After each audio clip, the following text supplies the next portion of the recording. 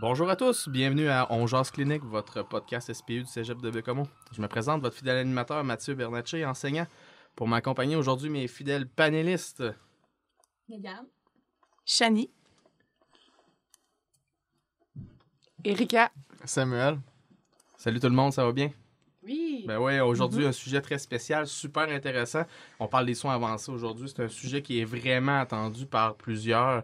On parle d'une formation là, additionnelle qui est ajoutée au parcours là, de base de nos études collégiales. C'est un ajout là, aussi au niveau de nos soins. C'est des soins qui sont critiques pour nos patients. C'est vraiment là, considéré comme l'apogée là, des soins au niveau préhospitalier. Pour discuter avec nous, on a un invité très spécial, un ancien collègue pour certains, un ancien collègue de classe. Donc, je te cède la parole pour pouvoir te présenter. Bonjour, moi c'est Frédéric. En fait, je suis paramédic depuis 6 ans, puis paramédic comme soins d'avancée dans la région du Saguenay-Lac-Saint-Jean là, depuis 1 an maintenant. Moi, ce programme-là m'intéresse, puis j'aimerais m'informer sur les conditions d'admission. En fait, là, pour effectuer le cours de soins d'avancée, qui est une majeure de 2 ans à l'Université de Montréal, la première condition, en fait, c'est d'avoir des années de terrain. Il demande 2 ans de terrain à temps complet. Fait qu'en réalité, là, pour s'inscrire, pour rentrer sur le cours, c'est 3 années de compléter là, comme paramédic. Ça prend soit un DEC en soins préhospitaliers d'urgence ou un AEC en technique ambulancière. Puis les critères de base là, de français pour rentrer à l'université. Ça prend une lettre de motivation, un curriculum vitae, une référence de ton employeur actuel. C'est pas mal ça, les critères d'admission.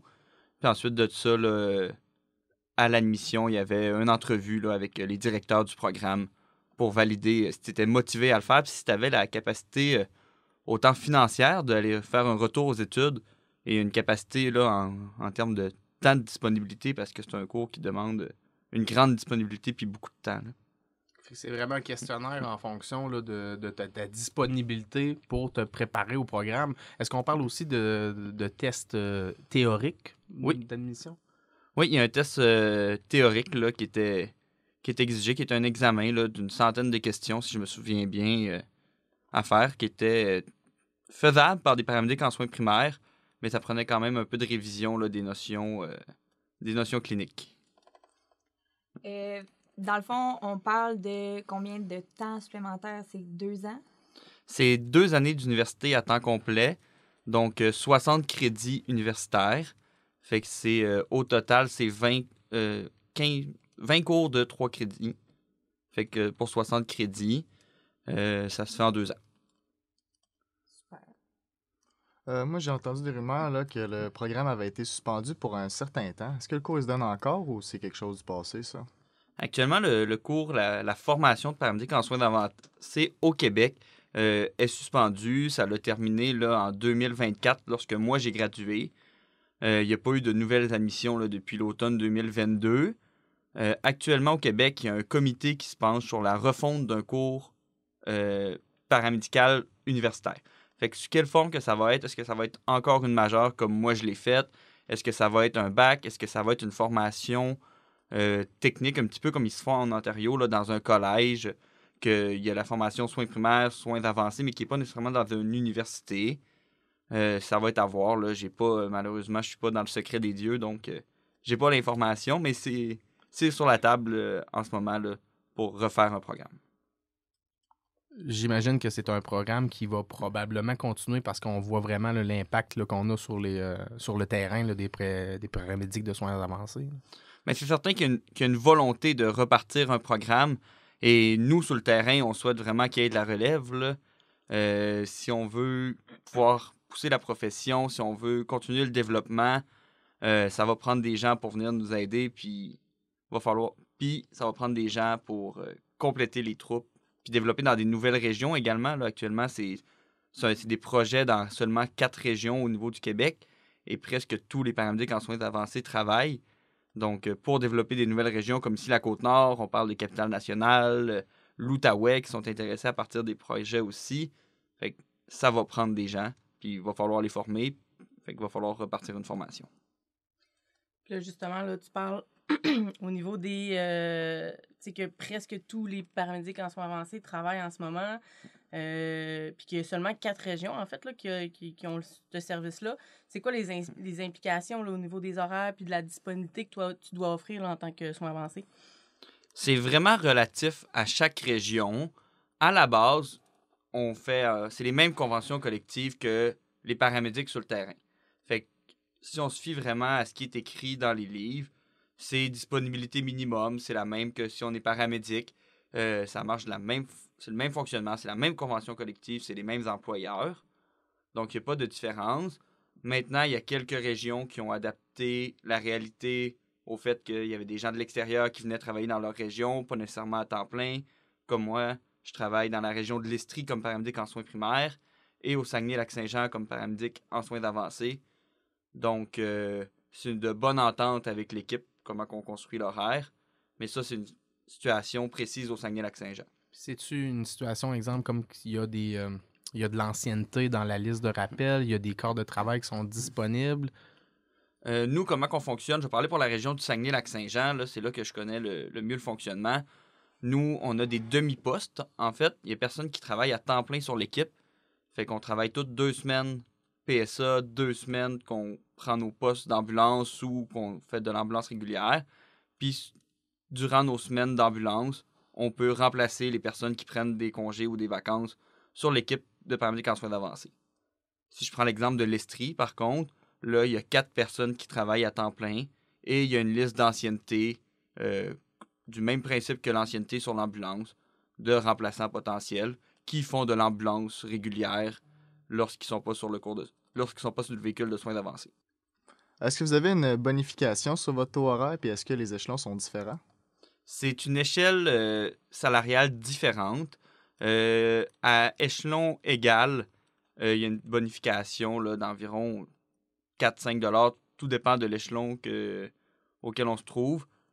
C'est pas appliqué pareil dans toutes les régions, mais ça, je vais laisser, si vous voulez éviter des représentants syndicaux, ça va être plus leur domaine que le mien là, au niveau du salaire.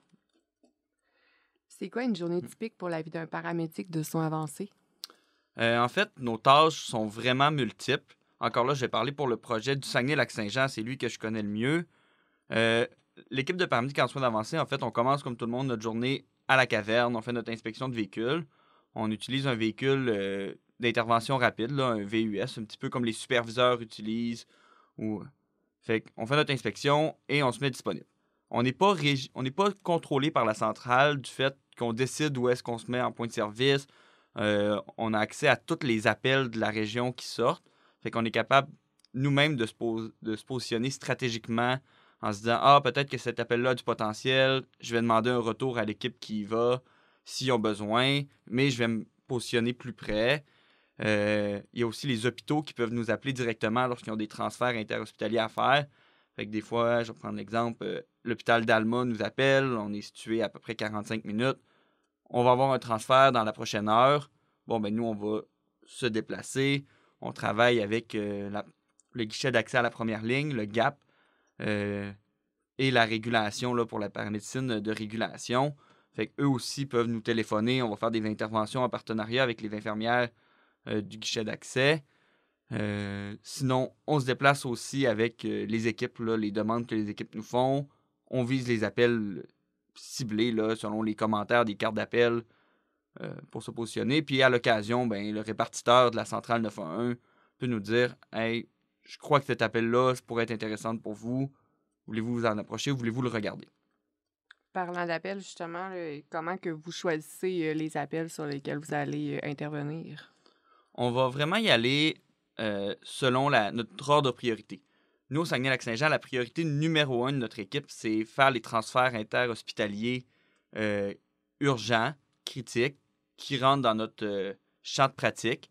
Fait que si un hôpital nous appelle pour un transfert de priorité 2, fait qu'un transfert urgent, par exemple un infarctus qui doit aller au centre d'hémodynamie, un AVC qui vient d'être thrombolysé qui doit aller au centre qui donne de la neurochirurgie, un patient qui a été réanimé ou peu importe la condition clinique que l'hôpital nous demande, ça c'est notre priorité numéro 1.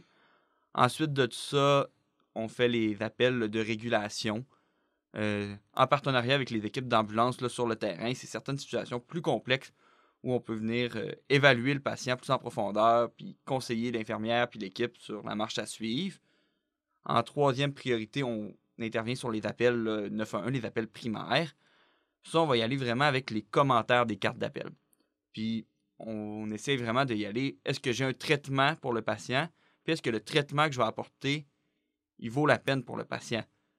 Donc, si un patient qui est à l'autre côté de la rue de l'hôpital, je vais me poser la question, est-ce que ça vaut la peine que moi j'y aille? Ou ça vaut la peine, on prend le patient, on laisse l'équipe faire, aller à l'hôpital, aller chercher le bon traitement, versus un patient qui va être sur la Côte-Nord, par exemple, vous auriez un patient à Forestville qui vient vers Bécomo. Mais là, ça pourrait valoir la peine de dire, je vais me mobiliser à mi-chemin pour aller rejoindre l'équipe et débuter le traitement. Fait que c'est un petit peu comme ça là, qu'on juge les appels. C'est vraiment du cas par cas et on utilise le jugement clinique là, à tout moment.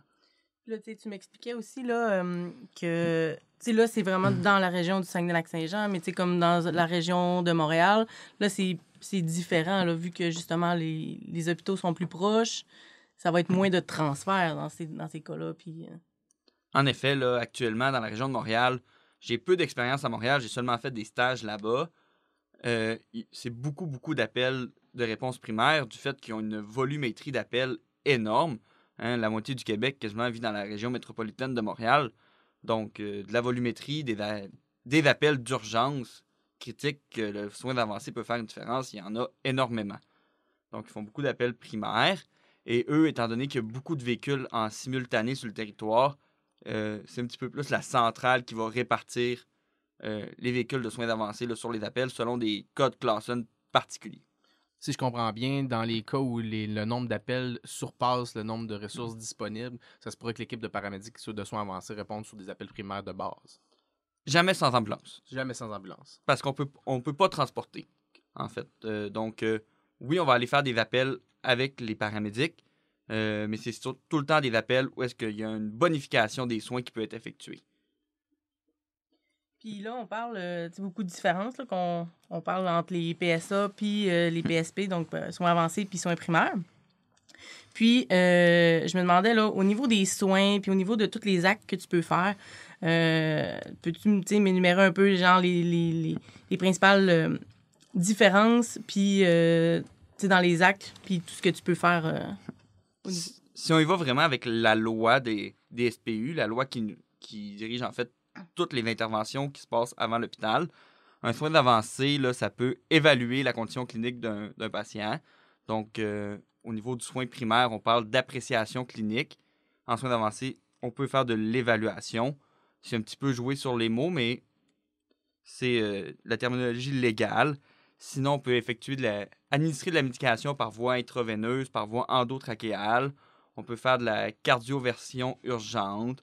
On peut installer des intra-osseuses et administrer de la médication par voie intra-osseuse, faire de la stimulation cardiaque, le fameux pace externe en anglais, pour les cas de bradycardie, entre autres. Fait qu'un champ de pratique beaucoup en cardiologie, mais également là, au niveau des voies respiratoires, où est-ce qu'on peut aller, en soins primaires, la laryngoscopie directe vient d'être ajoutée au protocole là, dans les dernières années. Mais en soins d'avancée, on pourrait même aller embroncher un patient avec un tube endotrachéal. C'est dans le champ de pratique qui nous est autorisé. Et vous venez de parler de intra-osseux. Nous, à l'école, c'est la supervision de soins avancés. On est en train d'apprendre à faire le intraveineux. Est-ce que vous pouvez nous parler un peu de la différence entre les deux? Dans quel genre d'intervention qu'on va pouvoir faire ça? Puis en quoi ça consiste aussi exactement la procédure? Ben, en fait, l'accès intra-osseux, on va l'utiliser dans les situations où on n'est pas capable d'avoir d'accès intraveineux et que la médication doit être administrée, là, c'est urgent qu'on l'administre. On va parler, mettons, d'arrêt cardio-respiratoire, où est-ce qu'on regarde les bras, puis on va se dire la personne n'a tellement pas de pression, on ne voit aucune veine, puis dans un délai raisonnable, j'aurai pas d'accès veineux. Donc, on va installer un accès intra-osseux. L'avantage de l'accès intra-osseux, c'est que c'est rapide et c'est difficile à manquer. Le taux de réussite est de plus de 90% en premier essai. Donc, pour un arrêt cardio-respiratoire, il n'y a pas de différence sur le taux de réanimation ou le taux de survie après 30 jours par rapport à un intra-osseux versus un intraveineux. La seule différence, c'est qu'un accès intra-osseux chez une personne consciente, si je t'arrive, tu parles, mal. tu voudras pas que j'utilise ma drill dans un de tes os, donc... Donc, quand j'étais au ministère, on avait fait une formation à CLS. Puis, pour une raison qui nous était inconnue, ils nous avaient enseigné de faire de l'intra-osseux. Puis, c'est vraiment, là, comme Frédéric a mentionné, c'est une drill que tu vis. Nous, c'était vrai. Je ne sais pas si la zone que vous faites, nous, on avait appris sur le tibia. C'est-tu, de façon générale, une zone appropriée ou... Oui. Ouais.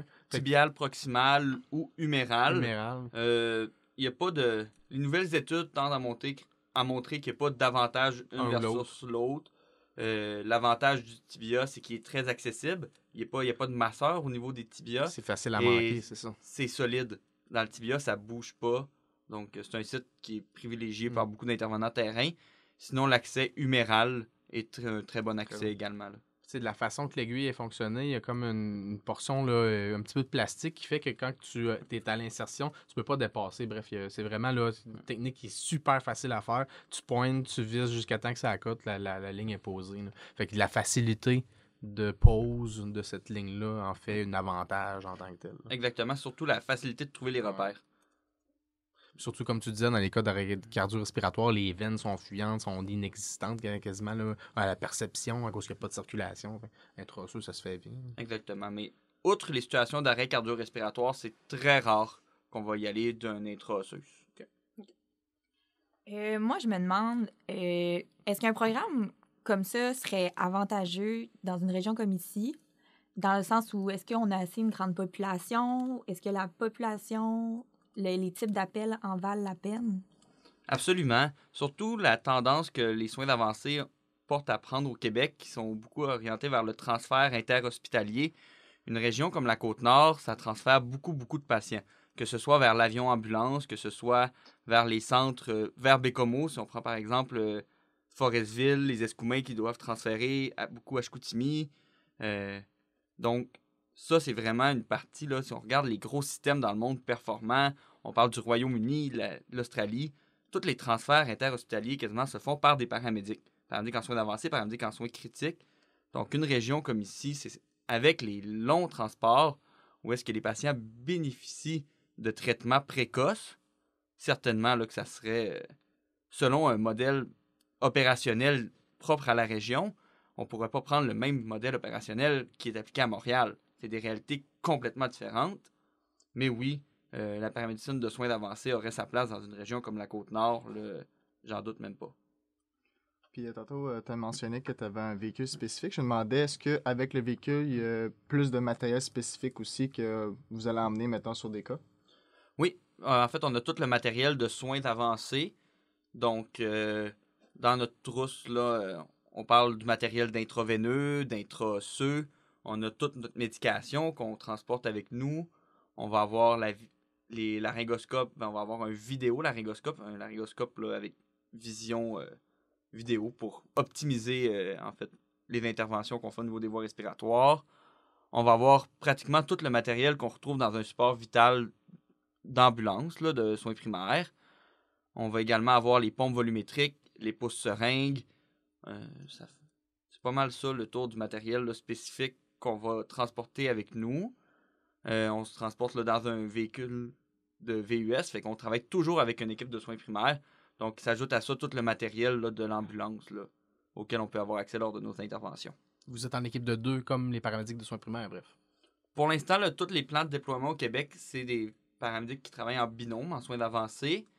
Mais on est capable de faire des interventions solo ou de se diviser sur 2 interventions en simultané si le besoin y est. Là. Puis, tu as parlé de médicaments. Là. Est-ce que tu as plus de médicaments que, mettons, soins primaires ou est-ce que vous en avez... Oui, il y a plus de médication qui est administrée. Beaucoup de médication là, au niveau de la cardiologie. On peut penser aux antiarythmiques qui sont administrés.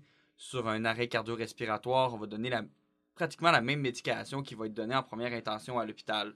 Donc, l'épinéphrine sur l'arrêt cardiaque, les antiarythmiques, c'est pas mal les mêmes lignes là, directrices de base. Sinon, pour les bradyarrhythmies, les tachyarrhythmies, on va avoir la médication pour traiter également. Tantôt, j'assistais à un de vos cours, justement, là, qu'on pouvait parler du midazolam, du fentanyl, qui est dans le scope, dans le champ de pratique des soins avancés depuis un certain moment, qui s'en vient maintenant sur le soin primaire également. Il y a certaines indications qu'on va pouvoir l'utiliser pour différentes situations. Si on prend par exemple le midazolam, que oui, on va l'utiliser pour le traitement des convulsions. On peut également le traiter pour des délires agités, pour faire une contention chimique d'un patient.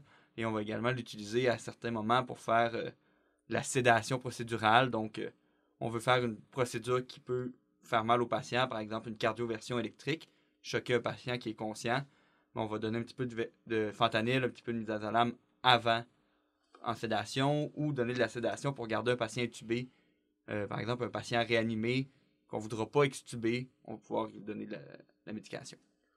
On parle de médication, tu as aussi mis l'ouverture au niveau des actes délégués. Y a-t-il des actes délégués spécifiques au niveau des paramédics de soins avancés qui sont différents de ceux primaires? Qu'est-ce que tu veux dire par acte délégué? On parlait d'ensemble tantôt de manœuvre de Valsalva.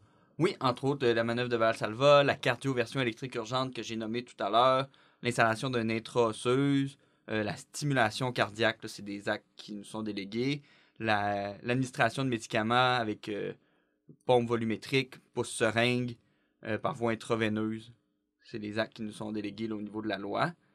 Puis on a également là, un grand champ de pratique qui commence à s'établir. Là, j'arrive tout juste de formation la semaine dernière, des molécules en transfert interhospitalier, des molécules qu'on n'a pas accès en réponse primaire, mais en prise en charge lors d'un transfert qu'on peut prendre. Donc, plus besoin d'avoir une infirmière à bord, plus besoin d'avoir un médecin dans certaines situations. Donc, je pense souvent là, dans nos podcasts antérieurs là, que je suis un petit peu un vieux de la vieille là, avec un petit peu d'expérience, mais à chaque fois qu'on a reçu des actes nouveaux, là, ça a été beaucoup de réticence au niveau hospitalier. Comment on accueille les paramédics de soins avancés sur le terrain? Est-ce qu'on embrasse ce projet-là? Est-ce qu'il y a encore de la réticence parce que les preuves ne sont pas faites? Comment vous voyez ça en tant qu'intervenant? Je vais toujours encore parler dans ma région où je travaille, le Saguenay-Lac-Saint-Jean. C'est très bien perçu. On a une bonne relation avec le personnel intra-hospitalier. Petite région, on a eu la chance d'aller leur parler, leur expliquer qu'est-ce qu'on faisait. On a fait des stages dans leur milieu également, des stages dans les urgences de la région, des stages aux soins intensifs de la région. Donc, on commence à être bien connu. Le travail qu'on fait est bien fait. Donc, une fois que tu as prouvé que tu étais professionnel, sécuritaire dans ce qui t'était délégué, c'est du beau partenariat qu'on a, là. Autant avec les infirmières, les médecins, les inhalothérapeutes, qui sont intéressés à nous aider à se former. Hein, on parle de nouvelles pratiques. Des vieux de la vieille en soins avancés, on en compte quelques-uns uniquement qui travaillent encore. Donc, on a besoin des autres professionnels pour nous aider à nous former, que ce soit les médecins, les infirmières qui sont habitués de faire du transfert critique, qui travaillent dans les unités de soins intensifs. Donc ça, c'est des perles qui peuvent nous aider là, à bâtir notre profession, à la développer et à se tenir à jour. Donc la relation avec le milieu hospitalier là, est vraiment très bonne. C'est vraiment agréable là, de travailler en collaboration comme ça. Puis, je pense aussi, là, au niveau, si on parle un peu de paramédecine communautaire, je sais que ça va être beaucoup plus au niveau, justement, là, des paramédics en soins avancés qui vont pouvoir faire de la paramédecine communautaire. Est-ce que c'est quelque chose qui commence à être développé, tu sais, dans différentes régions? Je ne sais pas si tu le sais exactement. C'est dans le but, justement, là, de décharger un peu les urgences, puis les médecins, les infirmières des différentes urgences, là. En fait, quand on parle de paramédecine communautaire au Québec, en ce moment, on parle de paramédecine de régulation, beaucoup, de coévaluation et de régulation. Ça, c'est un acte qui est délégué aux paramédics en soins primaires, à la base. On parle les régions de Saguenay-Lac-Saint-Jean et là, la Montérégie ont un projet depuis quelques années. Ils ont été des pionniers là-dedans. Montréal, qui participe, là, Urgence Santé, qui ont des projets. J'imagine qu'il y en a d'autres au Québec, je ne les connais pas tous. Le rôle du soin d'avancée dans ces interventions-là, ça va être vraiment de venir en appui dans des situations complexes. Où est-ce que l'infirmière une hésitation? Est-ce qu'on a atteint la limite d'évaluation que le paramédic en soins primaires peut aller donner? Fait que des fois, ça va être d'aller interpréter un électrocardiogramme, d'aller faire une évaluation neurologique plus poussée. Ça va être d'aller vraiment évaluer une situation qui est complexe pour décharger. Au Saguenay, qu'est-ce qu'on fait même des fois, s'il y a une grosse volumétrie d'appels pour les paramédics en soins primaires, on est capable d'aller réévaluer des appels de priorité 4, 7, priorité 3, sans qu'il y ait une ambulance qui se déplace et être capable de juste, nous-mêmes, mettre en place une solution alternative là, au transport à l'urgence. Mais à la base, la paramédecine de régulation, c'est un acte pour les paramédics en soins primaires qui, j'espère, va se développer au Québec. Là, c'est vraiment une belle avenue. Puis là, ton programme d'études là, en soins avancés, comment ça se passe? Là? C'est tes stages, tes cours, à quoi ça ressemble? C'est quoi que ça ressemblait, ton horaire et tout? Là? En fait, à chaque session universitaire, on a eu des stages autant sur la route qu'en milieu hospitalier. C'est une formation à temps plein. Donc, c'est beaucoup, beaucoup d'investissement en termes de temps, je l'ai dit plus tôt. Donc, comme moi je l'ai fait, avec l'arrivée de la COVID, la formation c'était un petit peu adaptée. Donc, j'ai pu la faire avec des formations en ligne. Toute la partie théorique s'est faite en ligne. Moi, j'habitais pas Montréal lorsque j'ai suivi ma formation, mais j'ai pu la suivre quand même sans me déplacer à tous les jours à l'université. Pour les stages sur la route se faisaient dans différentes régions, autant urgence santé, en Montérégie, en Estrie, au Saguenay-Lac-Saint-Jean, il y a eu des stages qui se sont faits. Pour les stages en milieu hospitalier, on avait aussi l'occasion de le faire dans nos régions. On a eu des stages au niveau de la cardiologie, de la pneumologie, avec des anesthésistes au bloc opératoire pour effectuer des intubations, des stages en pédiatrie à l'hôpital Sainte-Justine, où on a eu la chance d'aller autant à l'urgence qu'aux soins intensifs. On a également fait des stages là, avec des infirmières du soin à domicile et dans nos stages finaux, un stage à l'urgence, au même titre qu'un résident en médecine d'urgence effectuerait. Donc, on a eu vraiment, vraiment beaucoup de chance là, d'être accepté et d'être accueilli dans des milieux de stage normalement réservés aux résidents en médecine. Ça l'a vraiment beaucoup aidé à la formation. On discutait ensemble tantôt, là, ça a l'air super impressionnant comme programme. Si on veut un petit peu motiver les étudiants qui sont présentement dans notre parcours collégial, est-ce que c'est un programme qui est accessible? Est-ce que c'est très difficile? C'est demandant probablement, mais est-ce que c'est quelque chose qui est accessible? C'est accessible à tous les paramédics qui ont de l'intérêt à se perfectionner, qui ont le désir de se perfectionner. C'est certain qu'un retour à l'école après avoir travaillé à temps plein, c'est difficile. C'est difficile financièrement, c'est difficile au niveau de la gestion du temps. On s'adapte à un certain niveau de vie. Mais tout paramédic qui se tient à jour, qui connaît ses protocoles, qui connaît la clinique derrière les protocoles, qui est intéressé à pousser un petit peu, est en mesure de suivre cette formation-là. C'est pas besoin d'être le meilleur de sa cohorte au cégep, pas besoin d'être un grand studieux pour faire la formation, seulement besoin d'avoir l'énergie et l'intérêt pour la suivre. C'est ce qui termine notre podcast troisième. Merci tout le monde. C'est un sujet qui était très fort intéressant. C'est un sujet qui, au final, va profiter à nos patients plus que on est possiblement là, être capable de prendre les soins qui sont de l'hôpital et les amener directement aux patients. On en fait bénéficier celui-ci. Je vous remercie de votre implication. On se revoit à une prochaine fois.